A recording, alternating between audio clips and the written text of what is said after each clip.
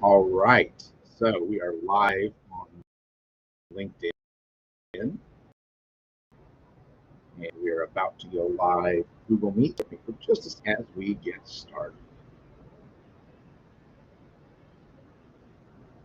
Today's conversation is about supervisors micromanaging. So again, this is part of our 8-part series, and 8-part series is all about the Myers-Briggs personality type indicator and how to use it more effectively, right? A lot of people use the Myers-Briggs wrong, and my goal through this is to not personality type, to use it the right way. It's not my only, it seems like we're having some minor connection glitches here. I'm going to go ahead and admit my folks on the Google side, admit all.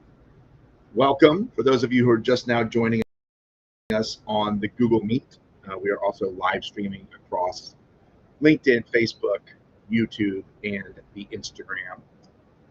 Our connection's a little spotty today, but we're going to make the best of it. Today's subject, again, coworkers or my supervisors are always micromanaging. We are in the throes of how to understand why folks become micromanaging. Second slide, you're about to see the screen shared with the slideshow. And on the Google side, there will be one second. We're going to stream it over here as well, so that you can all see oh, here we go. All right, again, forgive me for this lag. Hopefully the lag will self-adjust here momentarily. But welcome to our super micromanaging. So in today's session, we're going to talk about micromanaging. So if you've been in others of my sessions, then you understand that different aspects of what we experience in the workplace, different stereotypes we have in the workplace, oftentimes personality type. Now they stem from personality type, oftentimes at the intersection of other identities. If you were in our first 2 sessions about introversion and extroversion, then you may recall that I mentioned resting face with an M when discussing people who are introverts. And we know what that rhymes with, right? And if we know what that rhymes with, then we know that there's a stereotype that introverted people who happen to be women navigate, introverted people who happen to be men don't have to navigate. So, so just a little context there. And we're going to get into, which is, does micromanaging have a type? And it does have a type. In other words, if you can predict reasonably, and forgive me, the LinkedIn crowd, I'm trying to sort of switch the view so you see more of the slideshow and less of my face. Oh, there it goes, finally. Okay, great. But so we can look at people's personality types and deduce certain things that turn into behaviors and habits in the workplace, including micromanaging. So let's get into it. First of all, I would like to know in the chat, whether you're on the LinkedIn side or whether you're on the Google Meet side, I'd love to know that chat participant was being vague. And so in the chat, just say yes, I was here, or no, I wasn't, because that's going to help me a little bit in this moving forward. And we get the chat live as well over to the Google Meet side. So you can, but let's go ahead and get into this. So real quick, the preference, personality preference. And if you've been to other sessions in this series, you understand introversion and introversion. You have preferences for sensing and intuition, and that second one, sensing and intuition, is what we're talking about today. And when it comes to sensing and intuition, the real quick version. Oh, by the way, I'll stop here and mention that in all cases, whenever I do leadership development work, I have to mention that we all have diverse identities. We all have lots of things that make us us. And even though this training isn't a quote DEI training, at the same time, we cannot have any legitimate, authentic, real conversation about leadership, personality types, without also acknowledging that gender is in the room, race is in the room, gender and race intersect, disability and ability status. All of these things that make us are present. And if you want to lead, you're going to be leading people who are different than you in some way.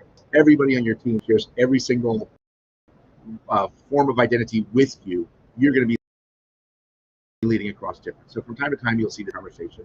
Just for us to take a brief moment to talk about how this leadership concept, how this concept about personality type intersects for the different things that make sense. So also, if sessions before, you're probably tired of me explaining that that in the negative space between the orange E and the orange X and the FedEx logo, in the negative space, there's an arrow.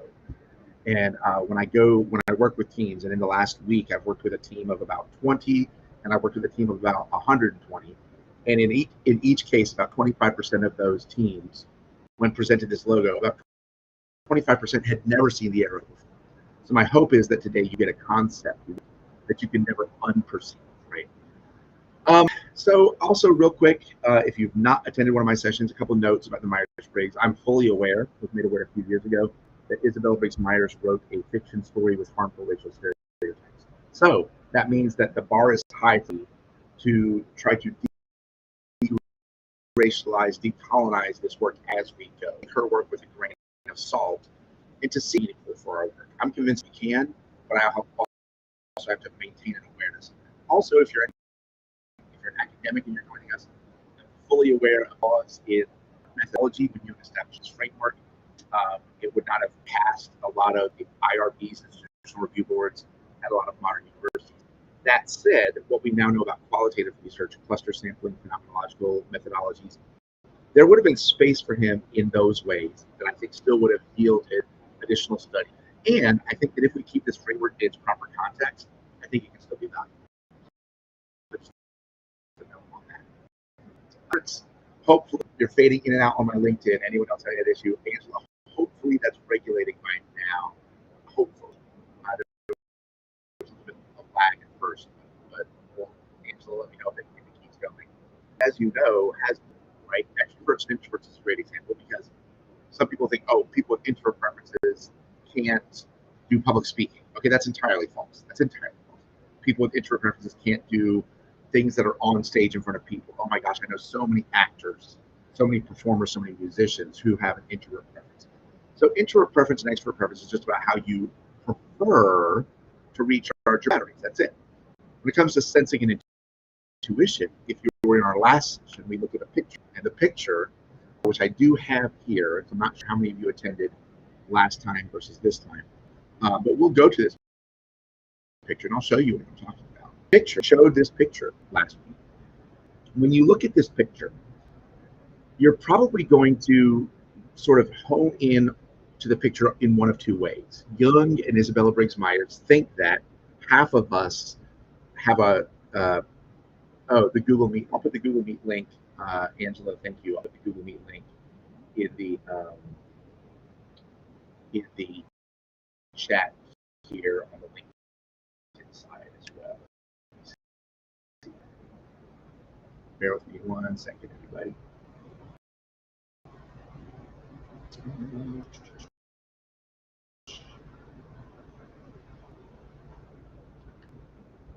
I'm going to multitask while I'm pulling that up. And I'm just going to say that when people look at this picture, people look at their email, when people do any of it, and I say look because a lot of the people here probably are not blind, but there can be blind listening to something, or it could be folks, whatever disposal, you're absorbing worlds psychologically in one of two ways.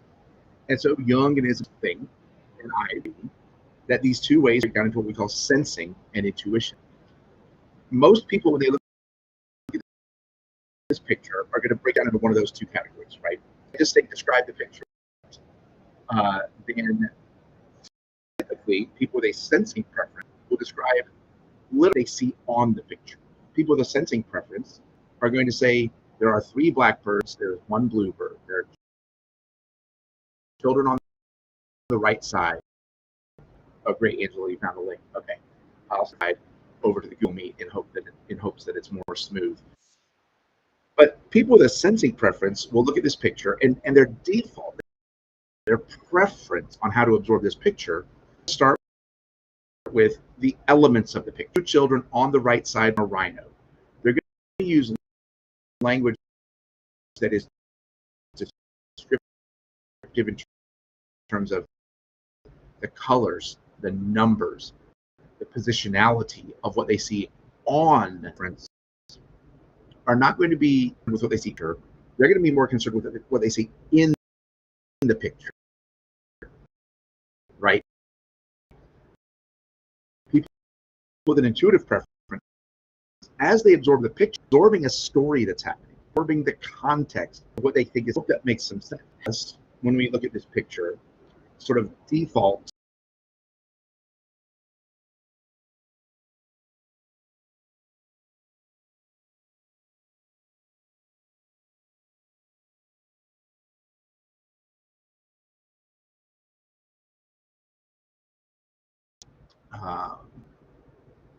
hopefully this is getting back here, so bear with me just a minute, friends. Technology is wonderful. It isn't.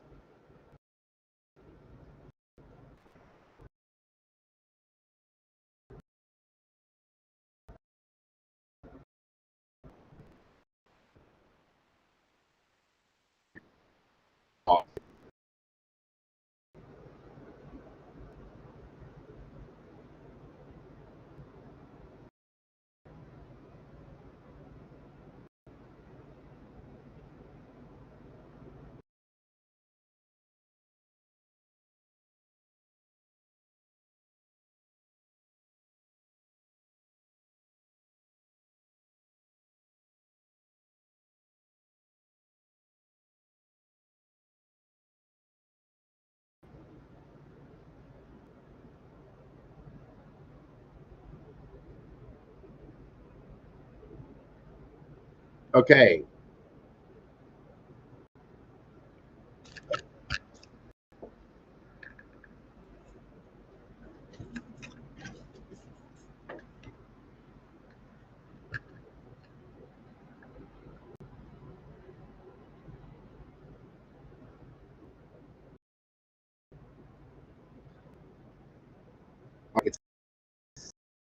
It seems as though on the LinkedIn side, we are back in business. Give me one second, meet friends.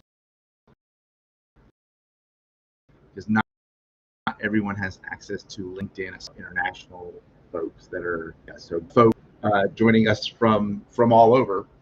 And so sometimes that we want to provide more access for more people. So Google Meet side allows us the flexibility to engage folks who may not be on LinkedIn. But let's bear with me just a moment as we get them squared away on my other screen over here. Here we are. Seems like we are back in business. Seems as though we are rocking and rolling.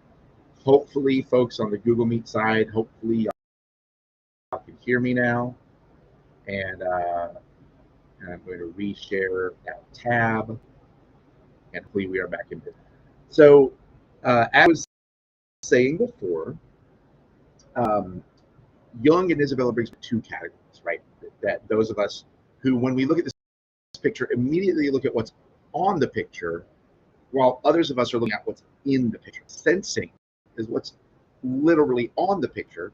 Intuition is what we think is happening within the picture. When I do this with live groups, oftentimes people with sensing preferences will look at this picture and they will literally count how many birds, count the children, talk about the positionality of things. They'll use phrases like stones with patterns, or they'll say the child on the left is holding a piece of paper. Meanwhile, their intuitive colleagues in the same room won't call them stones with patterns, they'll say gravestones. And they won't say a child with a paper, they'll say a kid with a map. They are intuiting that the stone has a meaning and it's designating something that's not really in the picture, but that's implied, that's intuition. They will glean into the picture that the child holding the piece of paper is in fact reading a map, because their intuition tells them that there are all of these different symbols of a journey, telescope, riding an animal, dressed warmly, etc., that they're these symbols of a journey, and that those symbols suggest that the piece of paper is then a map. So if we think about that how in the workplace, how does that rate with us? So let's get into this a little bit. Where does micromanaging? I can tell you most of the time the Myers-Briggs types of people who are perceived by their colleagues as micromanagers. When you think about the sensing and intuitive dichotomy here, right? The folks who collect details in a very literal way and the folks who collect details in a more passive way, it's that group that runs the risk of being perceived as micromanaging because they prefer to absorb the world in details, in outlines, in standard operating procedures. They prefer that. So they then project that everyone prefers that, right? We all start with our type and we communicate with others in a similar manner. So there's a particular combination in the Myers-Briggs. It doesn't have anything to do with extrovert, introvert, the first letter. If you look at the second bullet point here, people who are blank S, blank J. So we're just talking about their second and fourth letter, but notice that S that we were talking about when it comes to the picture, that sensing, people who have a preference for looking at the picture for the elements, not for what's happening within it. By the way, side note, people with a sensing preference, if I say, I don't want you to catalog what's on this picture, I want you to tell me what you think is happening within this picture, of course they can do it. Of course they can. But preference is, if you leave the prompt ambiguous and you just say describe the picture, their default will be to describe it in a sensing way, which is the elements of the picture. So I hope that makes sense, that anybody who's a sensing person, of course, can, if prompted, tell us what they think is happening within the picture, the context, the meaning. They can do that. But their preference, when all other things are equal, is to default to the just the facts, kind of look at the picture. So people who have SJ are called guardians. So anybody with SJ, so we have introverts like ISFJ, ISTJ, they are guardians. We have ESFJ, ESTJ, but the bottom line is that SJ combination is powerful. The J letter we're going to talk about in, three or four workshops from now. But the J, the short version is that people who have J at the end have a strong preference for closure, a strong preference for closure and completing projects. So people with SJ, where they want to take the world literally through that S, will also have a strong desire for closure, strong preference for closure, which is J. You put that combination together, my friends, and it often seems like micromanaging. Although people with that letter combination will say, I'm just trying to be thorough. So oftentimes there's a disconnection because leaders with that SJ combination are trying their best to be as thorough as possible, to do the right thing. And people with different preferences, especially people with intuitive preferences, might think, why are you telling me all these things that I already know? Why are you checking on my work when this is something I've done successfully many times before? People with that SJ combination are, again, trying to be thorough. That's how they would describe it. And people with more an intuitive preference, instead of the S, kind of the N. And if those intuitive people don't have a J, but have a P on the end, which is an orientation not towards closure, but towards options. If you're more interpretive in how you absorb the world through intuition, and you're more option-oriented, P at the end of your Myers-Briggs type, you could easily feel micromanaged by someone who's just trying to make sure that they're getting things done correctly. Another Myers-Briggs type, the ENTJ, is the quintessential mansplainer, right? People wonder where mansplaining comes from. This, though, is less about sensing and intuition, because you'll notice the ENTJ has N for intuition. So when they look at that picture, they are likely intuiting what's happening. Third and fourth letter, which is an entrance for closure. Those two things team up. And when you mix that with extroversion, it turns into mansplaining. I'm going to simplify this. What that means is like to talk a lot. People who are intuitive are mapping a lot of different ideas that might not seem connected, but they're intuiting different ideas, different data points, different information. They're getting a bunch of different information to absorb in a very patterned, systemic way. And once they've absorbed it with their second letter, they're making decisions that are logical with their third letter, T. Thinking is logic first, making decisions about logic, and then implementing with that J in a very organized, closure-based way. So ENTJs love to describe their process.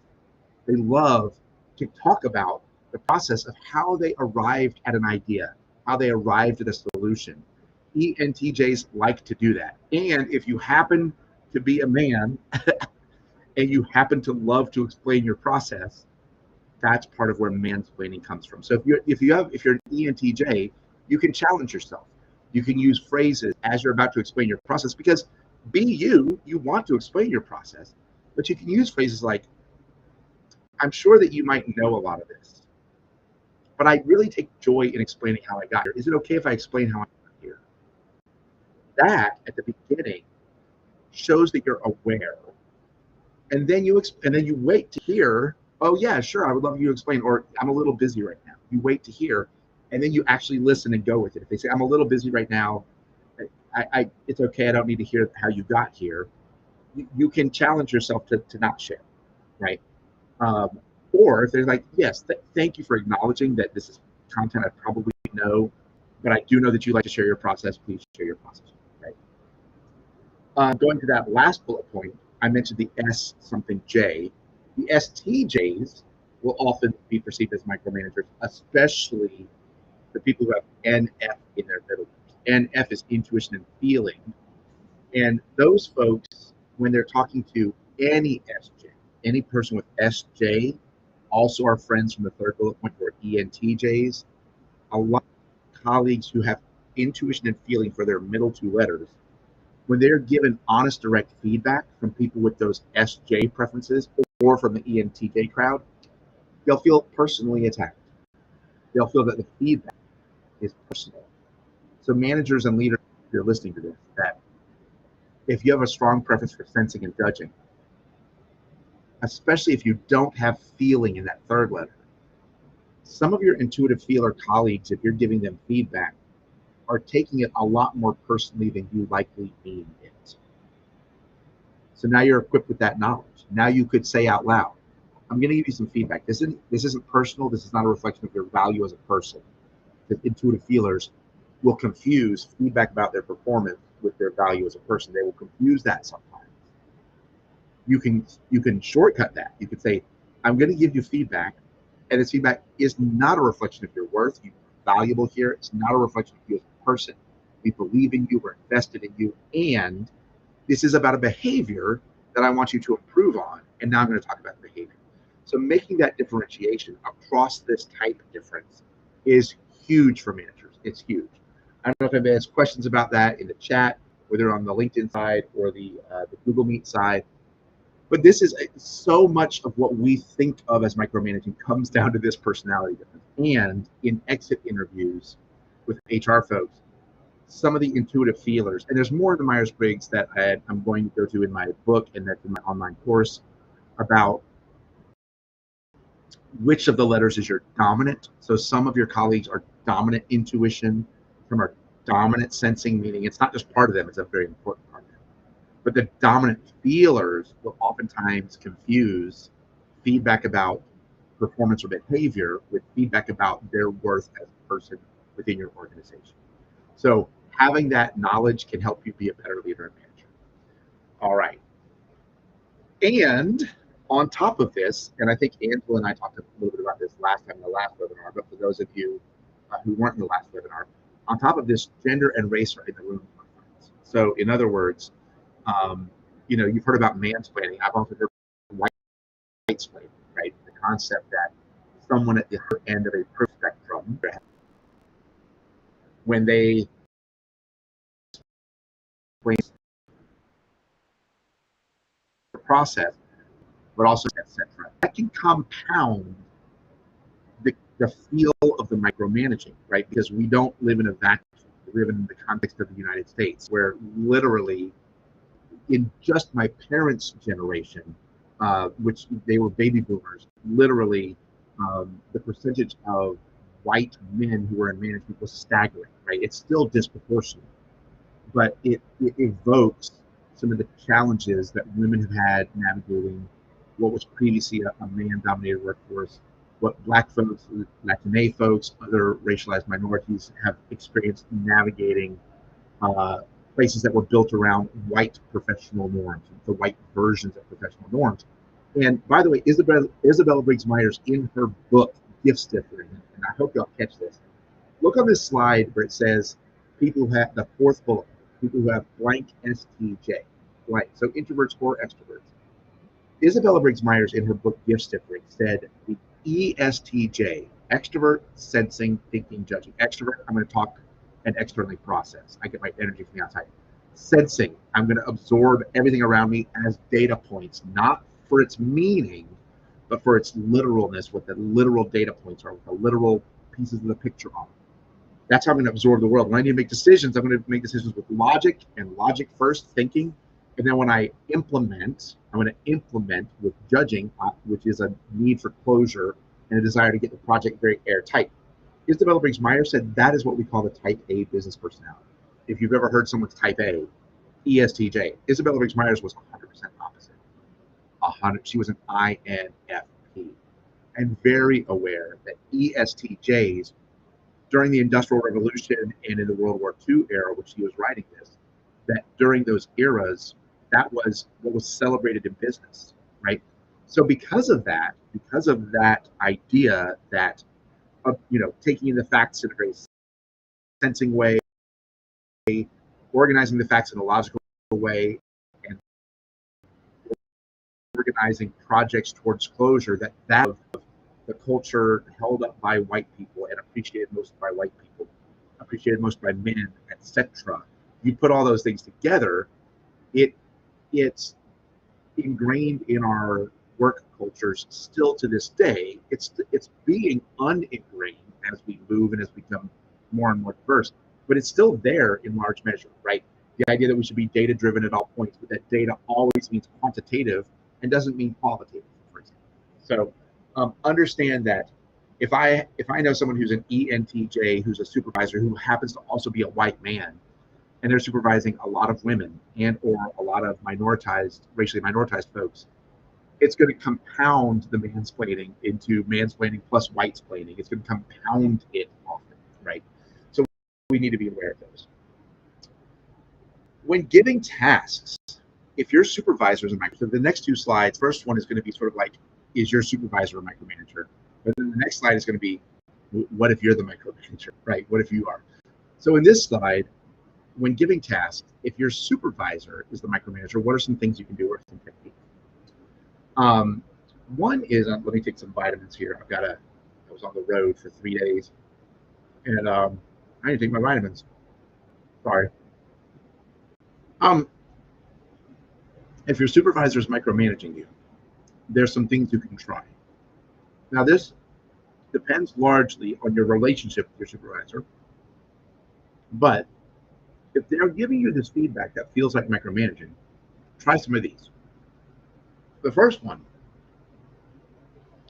if they're explaining something that you already know, let them finish and then say, thank you for being thorough with the explanation. Remember, people with that SJ preference and our ENTJ types, these people, they want, that is the thing that's got, they want to be thorough so that they don't get the details, so that the details don't get missed. That's what they're too thorough. It sometimes translates to micromanagement. Let them finish. Say, thanks for being thorough in this explanation. How much of what you just explained to me do you think I already knew, and how much do you think was new information to me? You can just ask them, how much of this do you think was new to me, and how much do you think I already knew? And ask it earnestly. Don't be passive aggressive, but ask it earnestly. This is one thing, depending on your relationship with your supervisor, you can ask. You can also try, thank you for the additional detail. Most of what you shared was a review for me, but thank you for mentioning this one detail that was helpful. That's that second bullet point, the second sub-bullet point, where you are saying to them, there is some new nuance that you gave me that I appreciate, but most of this I already knew. but you're framing it as a thanks for being detailed and a thanks for being thorough, but you are communicating to them, most of this was review for me. This way you're honoring that they are trying to be thorough, but you're also letting them know you're competent, you know what you're doing, and a lot of this didn't necessarily need to be said, right? And again, the dynamic with supervisors and supervisees, there tends to be and so asking these questions a lot depends on your relationship. Something else you can try is thank you for being thorough. When you explain things to me that I already have an understanding of, what are you hoping for in this conversation? What are you hoping for? In other words, you're saying, if they give you a lot of detail that you already know, I'm telling you in this webinar, it's probably from a desire to be thorough. If I'm coaching them, I'm telling them, preface your thoroughness by expressing trust in the person. This is previewing the next slide. But if you think you're about to give a lot of detail, tell the person you're about to give detail to, hey, you probably know most of this, but for my own, peace of mind, is it okay if I externally process this with you real quick? That way you're saying, I know that I'm explaining this extra because of me and not because I don't trust you. You're short-circuiting the micromanaging thing that can be happening. I hope that makes some sense. Questions about that in the chat or comments in the chat, either on the Google side or on the LinkedIn and Facebook side. All right. Seeing none, I'll go on, and this is the last slide on the topic. What if you think you micromanager? What if you think, and again, it's not as though all micromanagers have that SJ Myers-Briggs in common. Again, it's not as though all SJs are micromanagers, but most micromanagers probably have that SJ combination or that ENTJ combination. Because, again, there's a desire to be really thorough and really detail-oriented. And that's a powerful thing. It's a superpower. But when it comes to managing others, if those others don't share your type, that's where the idea of micromanaging often comes from. So some things you can do. You can express trust, and I alluded to this before. If you know there's a project where you have to share the details for your own sanity, it's a big project. If you work in a factory or an environment where safety and risk management is an issue, and you know you need to say these things out loud just so you can say you've said them, so you're kind of covering your bases, covering your rear, so to speak, right? If you know that that's a thing where you have to explain it to someone that you think actually probably knows most of this, say that part out loud. Say, look, I trust you. And this particular topic we're talking about is about safety, it's about protocol, it's about managing some risk. So humor me and let me say it all out loud, even though I know you know most or all of it. Let me say it out loud for my peace of mind so that I can go to bed tonight believing I said it, I said all the things that need to be said, so that I can have peace. Because my personality, I want to say these things out loud. And it's not a reflection of whether I trust you or not. It's not a reflection. It's me and the quirkiness of my personality. And I trust you. We don't say this out loud enough as leaders. As leaders, we need to say this. This needs to be an everyday part of our conversation. To not just proceed with trust, but to make the trust verbal. Ask those you manage if you can externally process for your own benefit. That's what I was kind of getting at, which is if you definitely want to go through those details, say, do you mind if I externally process this? Now, if you ask that, you've got to be ready for them to say no. And you've got to be ready with your backup question, which is, okay, do you feel like you have every detail of this project on lock, or are there details that you want to talk with me about before we're finished with this? So you need to have that I'm ready to let go mentality at the ready if you're going to ask this question. If you're actually going to ask, are you okay with me processing how I got here, my process, the details of this project? Are you comfortable with me externally processing those with you right now? Really, so that I can. If they say yes, great, do it. If they say no, be ready with those follow-up questions. Okay, it's a little outside the norm for me. I really like to go through the details, but I trust you. Before we leave this meeting, are there certain details that you have questions about or thoughts about that we can talk about? And can you give me some confidence that you've read the emails I've sent and that everything is clear to you, right? So we're meeting in this middle instead of just defaulting to micromanaging. I hope that's helpful. Build the number 3 bullet point and the number 4 bullet point are major developmental things that anybody who's an S something J, like ESTJ, ISTJ, ISFJ, ESFJ, anybody who has S for their second letter and J for their last letter, these last 2 bullet points are major developmental growth points. First is, when you're delegating, build in time for extra messiness. Build in time for extra messiness. In other words, I know you know how to manage a project. I know you know how to lay out a project in a logical way. You have a preference for sensing and a preference for judging. I know those preferences have led to skill in this regard. And build in extra time for things to be messy. And I know that doesn't sound great and doesn't sound comfortable, but it leads me to the 4th point, which is this. If you've got a project in front of you and you have an SJ preference or a ENTJ preference, someone who might be prone to over-explaining, micromanaging, etc., talking down to these kinds of phrases that we know. Think about the goals of the project in front of you. Say that you're hosting a large-scale, you're part of an HR department, and you're hosting a large-scale employee appreciation event, and 2 of your assistant directors in the HR department are being tasked with coordinating most of the fun parts of the event. They're bringing in a food truck for tacos. They're bringing in a cotton candy maker. They've got a DJ coming. They've got someone popping popcorn. They've got a bouncy house. They're doing this fun in their families or something like that. If you look at this 3rd and 4th bullet point together, you can find something valuable here, which is you can, number 1, make a little extra time for the process to get messy, particularly if you know those employees are not SJ types, do not have the same level of preference for detail that you have. So allow some extra time. And then 2, create a secondary set of goals. The first goal set is plan the event, create safety protocols for the event, advertise the event.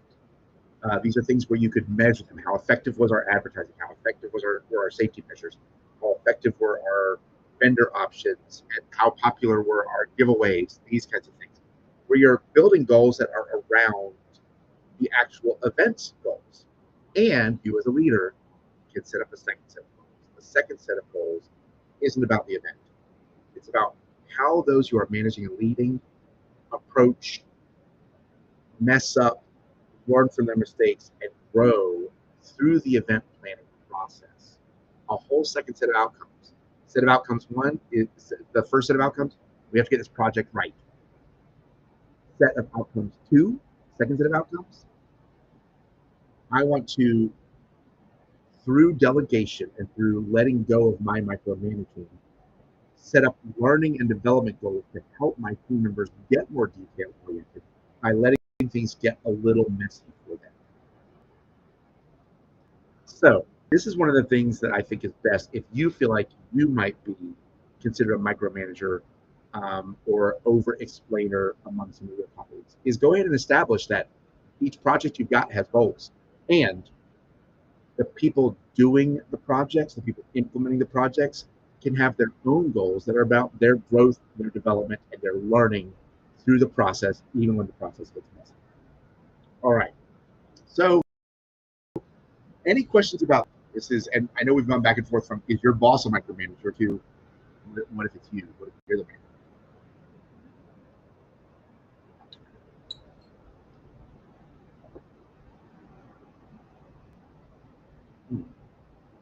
More vitamins. Yeah, I literally went to Indiana. Went to Indiana Tuesday and Wednesday, and then went to another gig in another city over the Raleigh, North Carolina area yesterday. And my voice is tired, and I'm taking extra vitamins because I have another gig tomorrow up in Virginia. So I'm keeping busy. Now, if there are no questions about that, I'll just share that the next two are separated by a week. I have some obligations on the week in between, but on March 26th, we're going to be talking about why management doesn't care enough. This is the Myers-Briggs 3rd letter. These 2 sessions are about the 3rd letter of the Myers-Briggs. The 3rd letter isn't about how you absorb the world. That's what we've been talking about this week and last week. The 3rd letter is about how you make decisions. Are you making decisions with logic first, and your team thinks you don't care enough? Or are you making decisions about that are on feeling and the good of people? And there are team members who question whether you're logical enough or principled. These two things also are things that create conflict at work. Again, thank you for participating in this series. It's an 8-part series, and we're about halfway there. Check out our books on our website.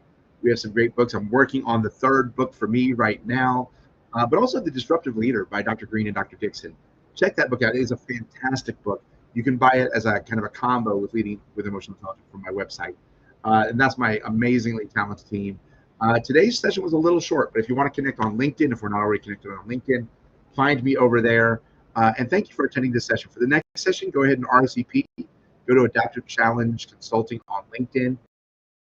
Go to events, and you can find our upcoming events. Invite some friends, invite some colleagues around. Try to do it passive aggressively, right? Your colleague who micromanages, oh, you got to check out the replay of the micromanagers. So try not to do that. But otherwise, thank you all for your engagement today. Thank you for your time. Hope you have an amazing rest of your Friday and a great weekend. And I hope to engage with a bunch of you, as many of you as possible, next Thursday, March 26th. Have a great Friday.